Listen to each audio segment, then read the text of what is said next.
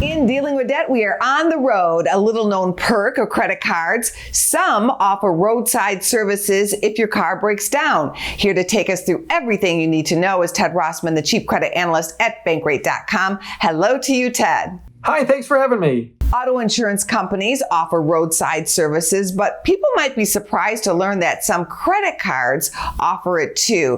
Which cards, and are there any fees attached? A lot of people would be surprised to hear that all Visa cards have a roadside assistance benefit.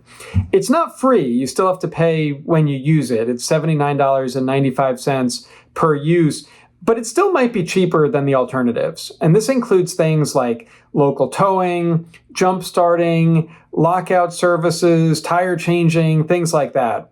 Some World and World Elite MasterCards have a similar benefit, and the popular Chase Sapphire Reserve card will reimburse up to $50 4 times a year for roadside assistance. Always good to check with your auto insurance first, but do credit card road services compare to AAA? AAA is cheaper. A basic membership costs about $42 a year, and that's going to entitle you to up to 4 service calls for things like local towing and jump starting and tire changing and things like that. How useful is it to have a roadside service? Does it save money overall? Many people go into debt over emergency spending. One thing I like about the credit card version is that you only pay when you use it. So especially if you have a newer car or, as luck would have it, you don't tend to run into as many roadside problems, maybe then you kind of roll the dice a little bit and you don't pay for the annual AAA coverage, but you know that you have your credit card plan there as a backup in case something does go awry.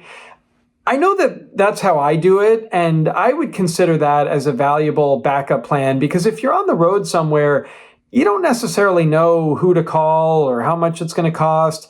It's nice to know that Visa has relationships with local mechanics and that you could pay that flat $80 or so and get the coverage you need.